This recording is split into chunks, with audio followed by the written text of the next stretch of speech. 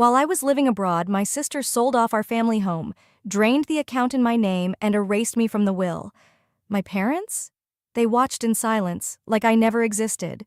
But when I came back, I didn't just want answers. I wanted accountability. Want to know what I did when I found the forged deed and her confession? Before we dive in, let us know. What time are you listening to this, and where are you? Drop a comment. We'd love to hear from you. I didn't sleep that night, not even a minute. I lay in the guest room, if I could still call it that, watching the ceiling fan spin slow and steady like it had no idea the ground under this family was shifting. The walls hadn't changed. Same wallpaper from my grandmother's era, same drawer knobs I helped paint when I was 10, and yet everything felt foreign, like I'd been dropped into a carefully reconstructed replica of my life. Except in this version, I didn't exist. Around 5 in the morning, I sat up, my hair tangled, mouth dry. I dressed quietly, pulled on the same jeans from the day before, and crept down the hallway like a guest overstaying her welcome. No one else was awake yet, or maybe they were pretending not to be.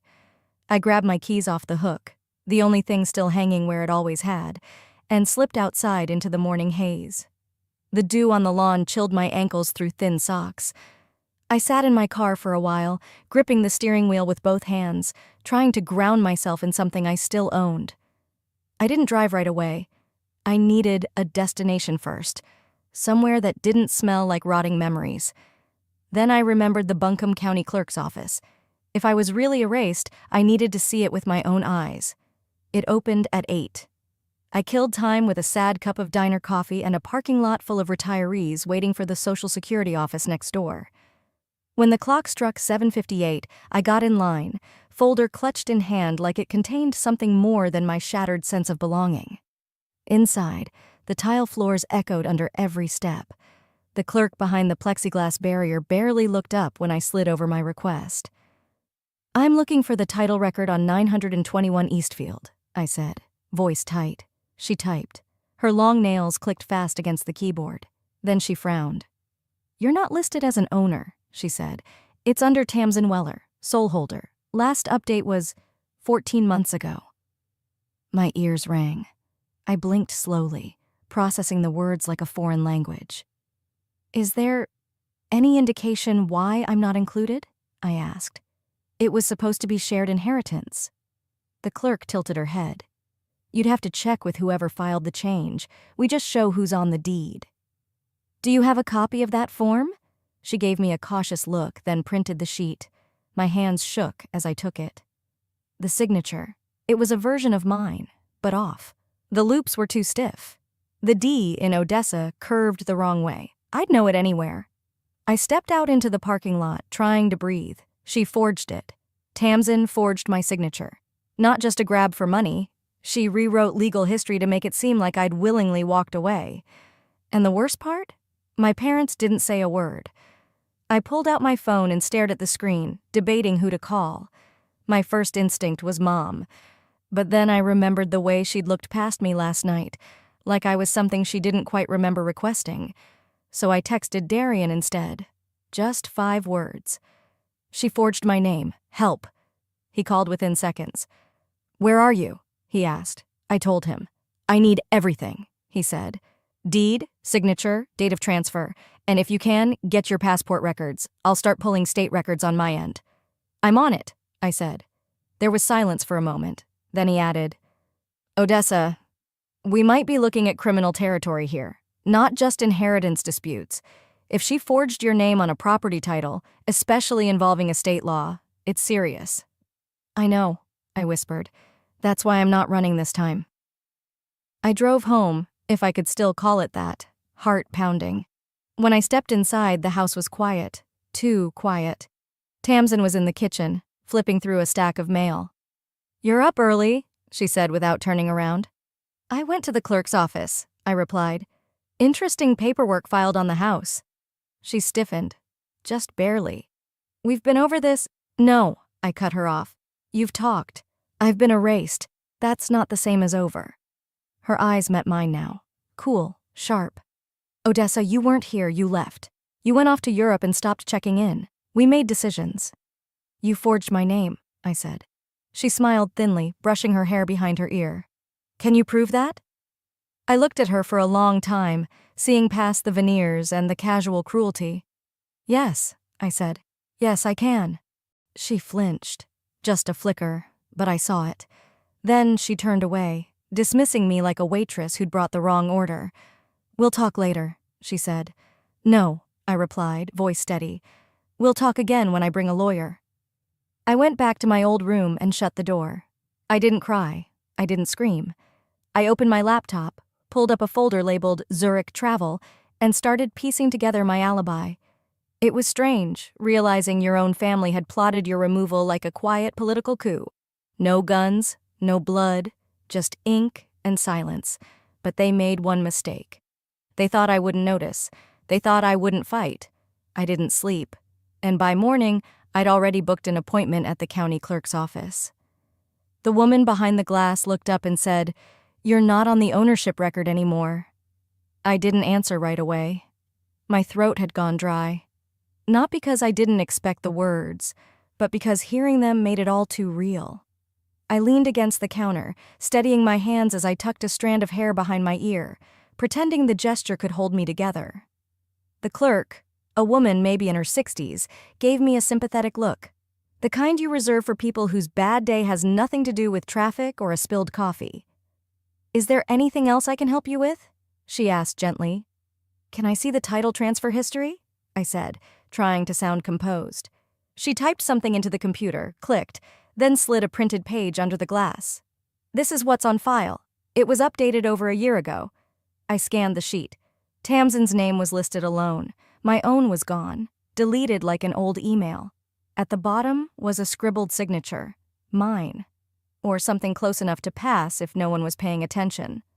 The clerk leaned in. "You might want to talk to a lawyer, sweetheart, especially if you didn't sign that." I nodded, mouth tight. "Yeah, that's the next stop." Back in the parking lot, I climbed into my car and just sat there. My hands trembled around the steering wheel. I wasn't angry yet. I was something colder. A stillness just before the pressure hits the breaking point. My phone buzzed in my lap. Unknown sender. "Check 921 Eastfield RD on Haven Properties. The listing's been up for 3 days. Ask yourself why." My heart stalled, then kicked up with sharp precision. I clicked the link. The listing was right there, in bold font. Charming family estate, motivated seller. A slideshow began autoplaying.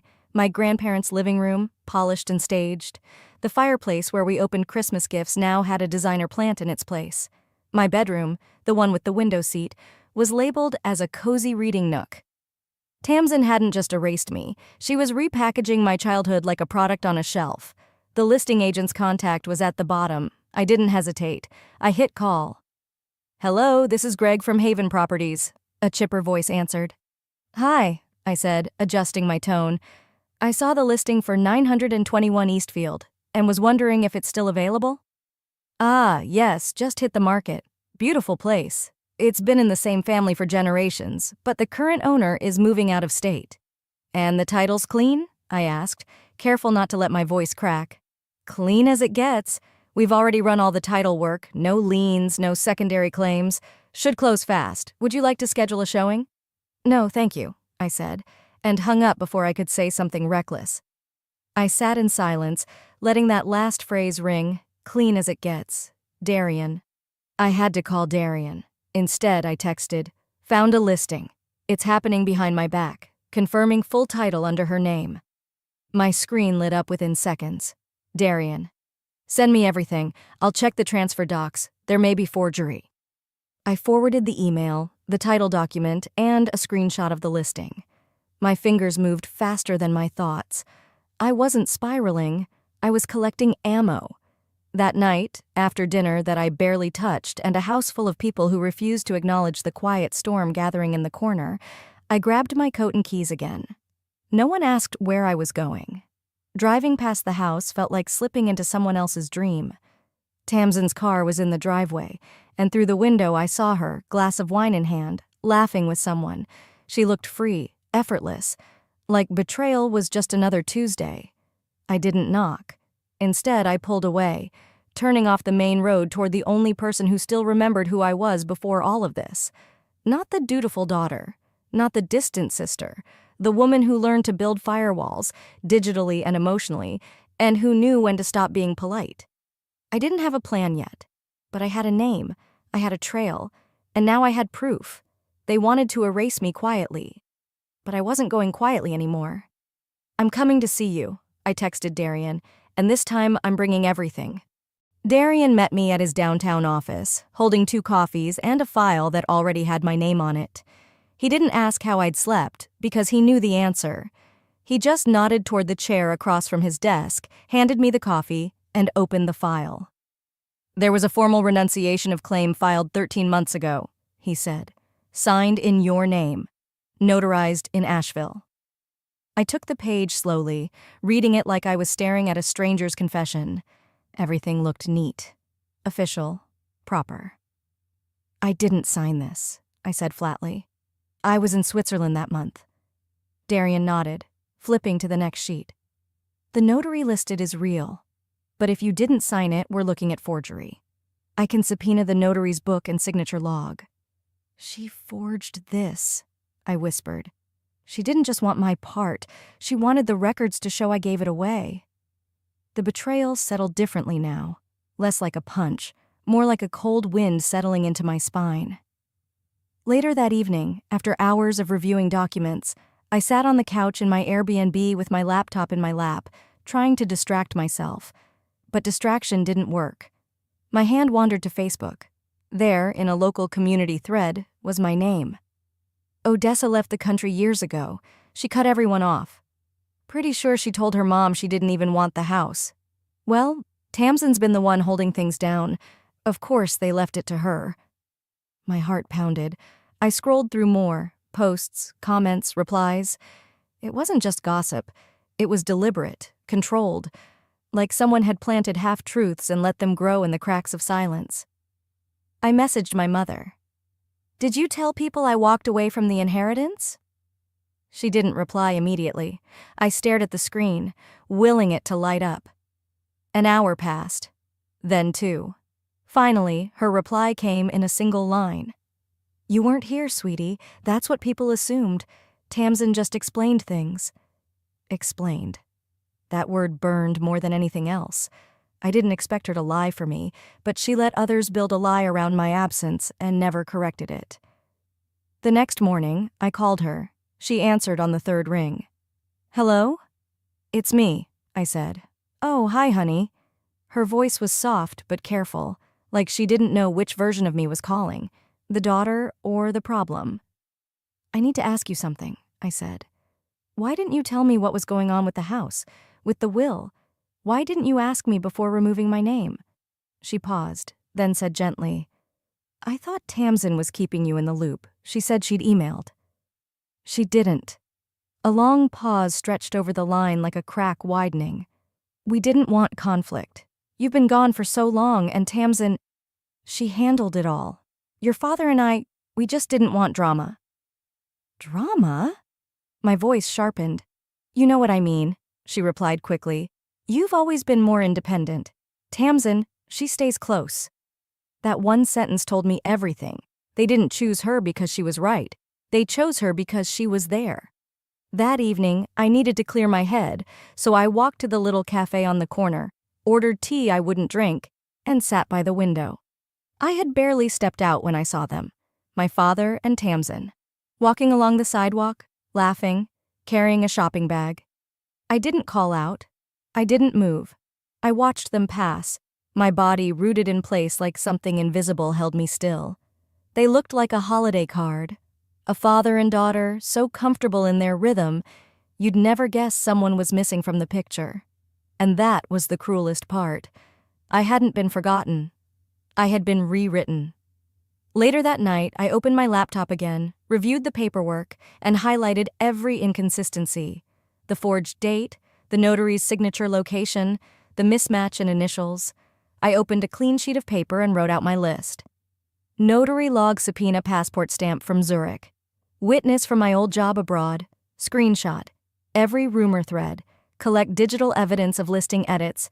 I wasn't just reacting anymore. I was preparing. Because if they thought I'd vanish quietly, they had no idea who they'd train me to become. "This ends now," I said aloud. To no one, but also to everyone. Darian's voice sharpened through the line. "The notary in the file. She notarized 4 documents that same week. One of them was a medical directive, signed by your mom." I stood up from the bench outside the courthouse, breath caught somewhere between my chest and throat. "That was when she had the fall," I said. "She was in and out of rehab," Darian continued. "Exactly.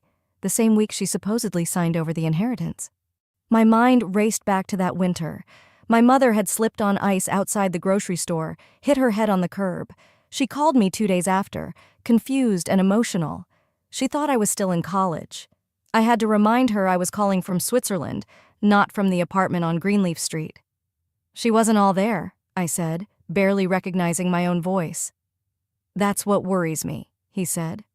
"A notary can't certify a signature if the signer isn't lucid.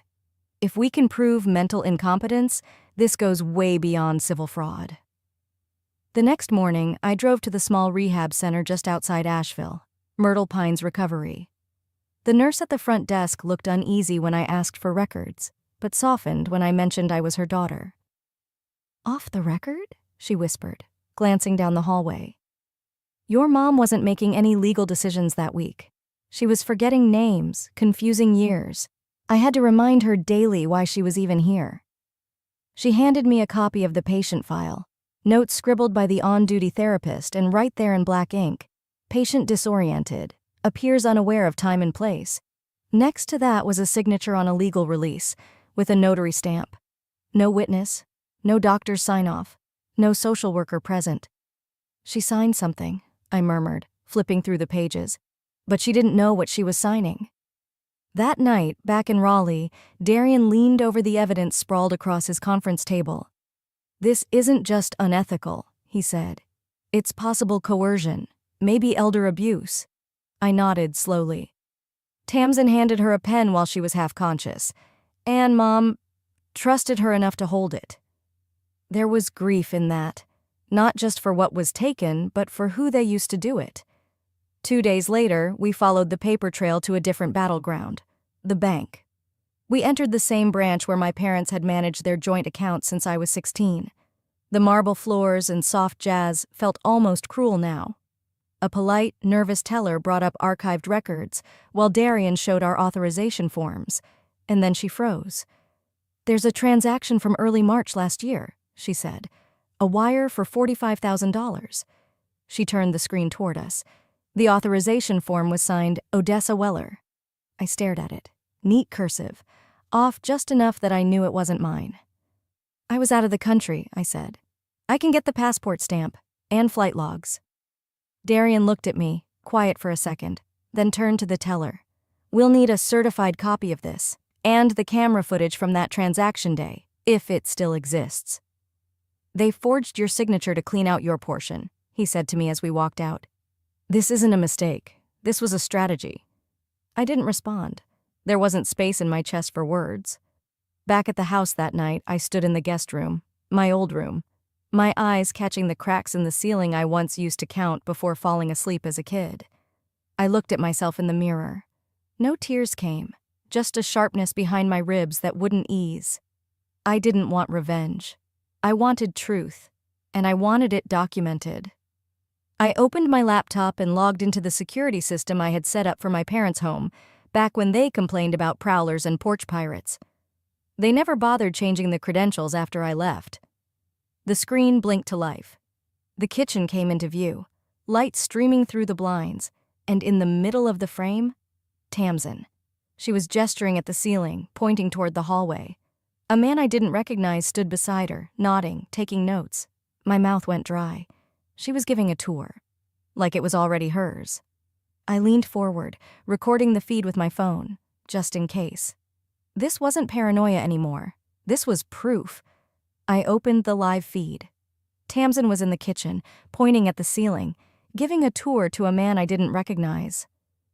I leaned closer to the screen, turning the volume up just enough to catch the cadence in Tamsin's voice. Calm, cheerful, too rehearsed. "The title's clean," she said, walking ahead of the man with the clipboard. "I have full authority. My mother signed power of attorney over to me before her condition worsened." I paused the feed. She was lying, effortlessly.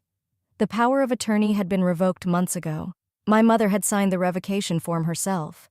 I had helped her submit it digitally to the state while on a Zoom call from Zurich. Tamsin knew that. But she was betting no one else would dig deep enough to check. I called Darian immediately. "She's using a voided POA," I told him. "She's doubling down," he replied. "That's document fraud. If she presents it to a buyer or title company, that's misrepresentation. And if she tries to close with it, she's cornering herself legally." I stared at the paused image of my sister gesturing toward the skylight I'd once helped install. "She's selling the only place that still remembers who I was," I said. Later that afternoon, while compiling screenshots of the live feed for Darian's records, my phone buzzed with a text. It was from a name I hadn't seen in years. Mrs. Calder. She lived next door to us since before I was born. Always polite, always watching. She once knew every detail of our birthdays, where we were headed for college, who we were dating. The message was short. "You should see this. I recorded it 2 weeks ago. I didn't know who else to send it to." There was an attachment, a video clip. I tapped it open. The view was from her back porch, angled across the fence into ours. Tamsin stood at the edge of the deck, towering over our mother, who was seated, clutching the armrest of the porch swing. "Don't say anything to Odessa," Tamsin snapped. "Do you want to lose this house too?" Mom flinched, turning her face away. I watched it again, and then I muted the video, but the rage didn't fade. It hummed underneath my ribs, dull and deadly. The silence in our family hadn't just been passive. It was manufactured, enforced, controlled. This wasn't tension anymore. It was intimidation. That night, I called my father. I didn't rehearse what I was going to say. I let the weight of the facts do the speaking.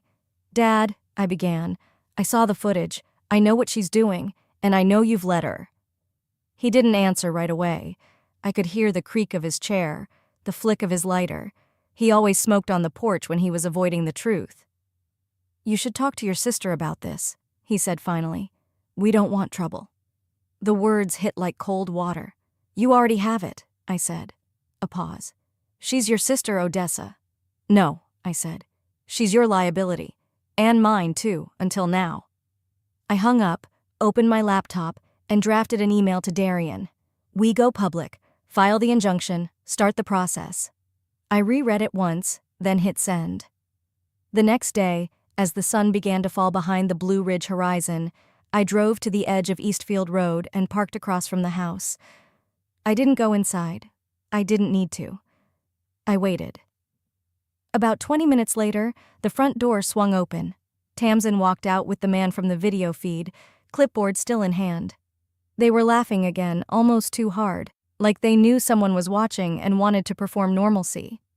I stepped out of my car. Tamsin noticed me first. Her laugh faltered. "If you go through with this," I said calmly, "I'll take everything you value, not just the house, your name, your narrative, your future." She tilted her head. "Are you threatening me?"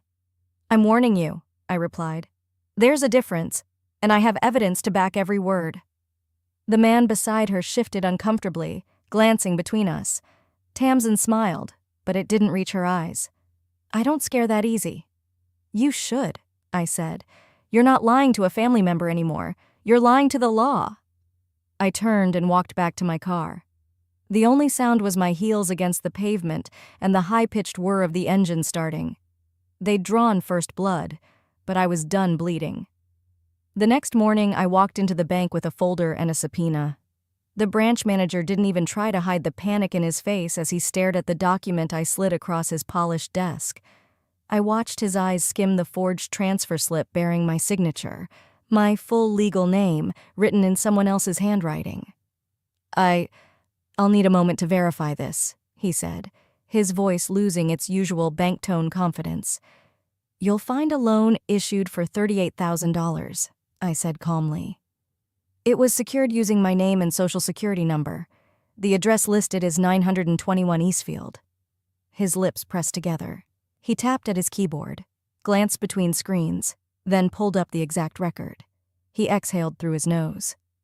It's there, he said quietly. Auto loan. Issued March last year. It cleared in 1 day. Darian, seated beside me, leaned in. Odessa was in Zurich. We have passport stamps, employment logs, flight itineraries. That's not just suspicious, that's fraud. The manager nodded, visibly sweating now. Would you like us to launch an internal inquiry? We'd like a full printout of all transactions linked to that loan, Darian said, and the original application. Also, security footage, if you still have it. Of course, the man replied. I'll put the request in now. I folded my hands in my lap. They hadn't just tried to take the house. They had borrowed against my identity, my future, as if I was nothing but paperwork they could shuffle to fund their version of the truth. That night, back at the rental, I sat at the edge of the bed and opened my laptop. I uploaded all the security footage from the house to 3 separate cloud drives, 2 personal, 1 legal. Then I watched the clips again, not out of masochism, but to make sure I didn't miss anything. Tamsin gave a full tour of the home. Living room, kitchen, my old bedroom. This is the house I grew up in, she told the buyer, voice full of warmth I hadn't heard in years. It's mine now. I've handled all the legal stuff. Another clip showed Colby, her husband, in the driveway, speaking with a second man in business casual, pointing to the gutters and garage door. I zoomed in on the timestamp. It was the same week she claimed nothing was happening with the property. I downloaded every frame. Darian's reply came within minutes of me forwarding the folder. Got it. Building the case now. Property misrepresentation, POA misuse, identity theft, financial fraud. I didn't smile. I just finally felt functional again. The following morning, we walked into the county clerk's office. Darian wore his courtroom face, and I wore mine, the one I'd sharpened during years in tech presentations in front of skeptical, all-male teams. We submitted the injunction paperwork to halt any sale of the Eastfield property. We froze related bank accounts under investigation. The clerk stamped everything, glanced at me briefly, then gave a small nod. On the way out, Darian turned to me. They're going to push hard. They'll paint you as bitter, vindictive. You sure you're ready for that? I didn't hesitate. They've had years to build a lie. I've had a week, and it's already crumbling. He smiled. Let's finish the job. That evening, I was going through my notes when my phone buzzed. Tamsin. I didn't answer, but I read the text. What the hell are you doing? The bank called. Why are you trying to destroy everything? I stared at the screen. My fingers moved before I even realized I was typing. You shouldn't have forged my name. I pressed send. She didn't reply, and I didn't need her to. This wasn't revenge. It wasn't even personal anymore. This was simple arithmetic. They had subtracted me from the will, the house, the family narrative. But I had receipts now, and I wasn't just adding myself back. I was taking back what they tried to steal. The next morning, I filed the fraud report and subpoenaed Tamsin's full communication history. Darian looked up from his laptop and said, You're going to want to see what we just pulled from her email archive. I stepped into the room. His screen was already turned toward me. He tapped one file open, a forwarded message from Colby, dated 9 months ago. If she shows up, we'll say she walked away. No court will care if it's all cleaned up by then. Below it, another email. This one from Tamsin to an old friend who worked in HR at a global tech company I had once interned for in Boston. Do you still have access to travel and visa logs? I just need to confirm my sister's overseas status. Long story, family stuff, just covering all angles. I read it twice, then again. The implication landed hard, but cold. This wasn't sloppiness. This wasn't desperation. This was rehearsed. Darian leaned back. They mapped this out. A full timeline. Signatures, witnesses, storylines. This isn't just fraud. It's conspiracy. I nodded, but my face didn't move. Inside, something had split wide open. Not grief, not fury, precision. 2 days later, we stood inside a modest courtroom in Buncombe County. The judge had granted an emergency injunction hearing after our petition passed preliminary review. We had one chance to put everything on record. Darian presented the paperwork first. Clear, undeniable copies of the forged loan, the false power of attorney, the bogus withdrawal documents. Then he connected them with the footage. Tamsin laughing through tours of the house, Colby checking gutters, the recorded audio of her coercing our mother into silence. And finally, the emails. Laid bare, labeled, chronological, a digital blueprint of intent to defraud. Tamsin sat across the aisle in a stiff blazer she wouldn't normally wear, her expression molded into innocence, but her shoulders were tense. Her lips stayed pressed in a smile that didn't fit. The judge looked at her. "Miss Weller, do you dispute that these communications were sent from your personal account?" Tamsin cleared her throat. "I was just trying to make sure everything stayed orderly. She was gone. She left the country. We thought she didn't care anymore." That was when I stood up. No raised voice, just my voice. I was living abroad, not abandoned. I sent holiday messages, I called. I still paid property taxes with my name on the file. Tamsin opened her mouth, but the judge raised his hand. I looked around the room. My mother was sitting in the second row, hands clutched around a wad of tissues. My father hadn't shown. I breathed out. Distance isn't absence, silence isn't consent, and family doesn't mean you get to write me out of my own story. A stillness swept the courtroom. Even the clerk looked up. "For the first time," I whispered, "they couldn't talk over me, because now the evidence speaks louder." When the judge ruled to freeze all sales, launch a forensic audit into every transaction tied to the estate, and reopen the inheritance claim under suspicion of collusion, I didn't cheer. I just sat down. Behind me, I heard it. A soft sob. My mother. I didn't turn around. The pain wasn't from winning or losing. It was from realizing how deep silence can cut when it comes from the people who once kissed your scraped knees and packed your school lunches. Tamsin turned around once before the bailiff signaled for her to leave.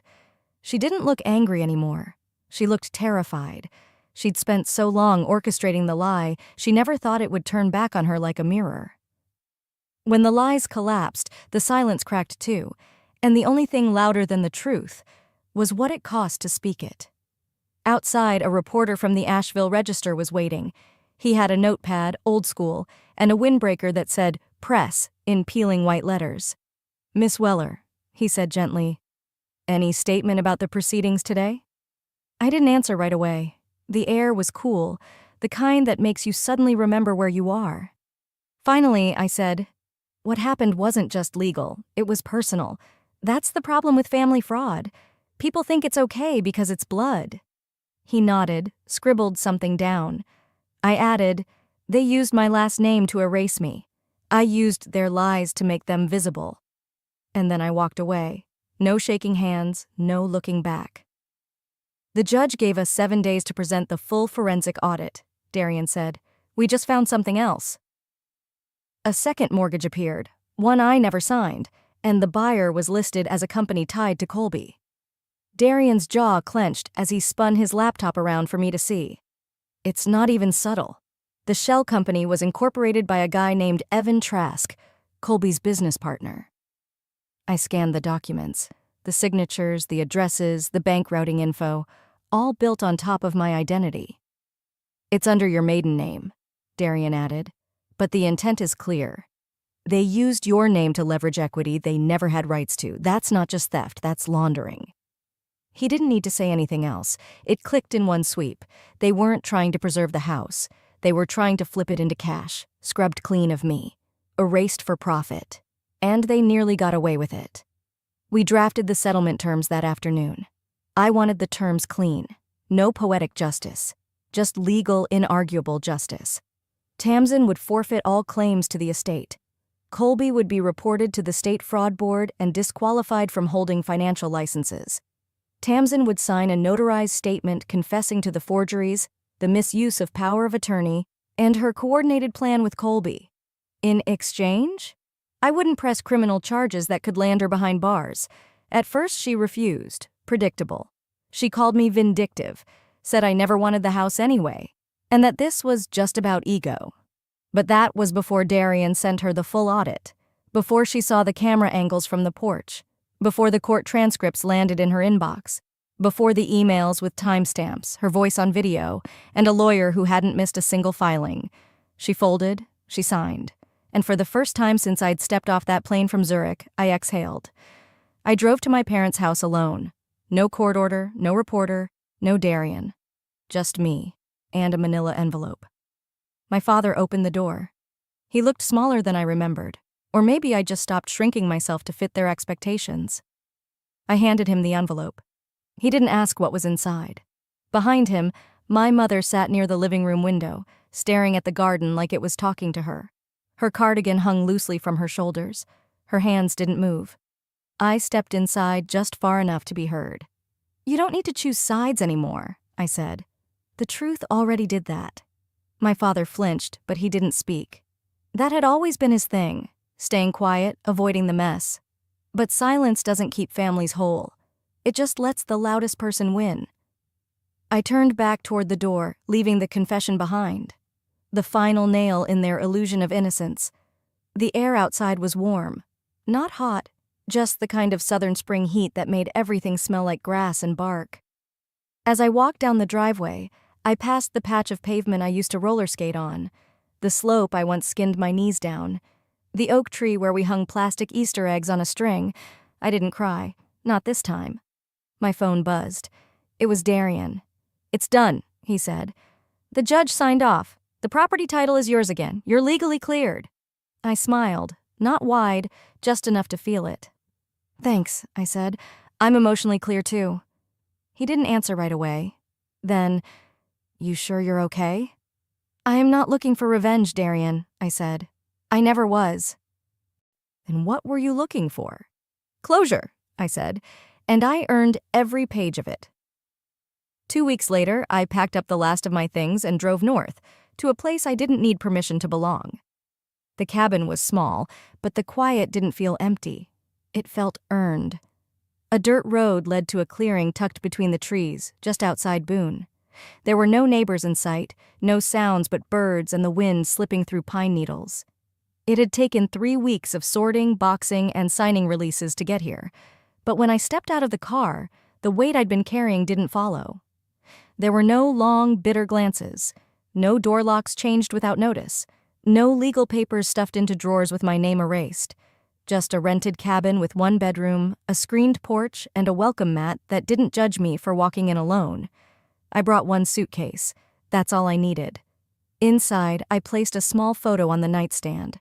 Me and my grandmother, covered in flour, laughing in her kitchen. Everything else, the past, the silence, the betrayal, I left behind. I opened a new bank account under my full name. No joint holders, no hidden access, no surprises. Later that night, my phone buzzed. Darian.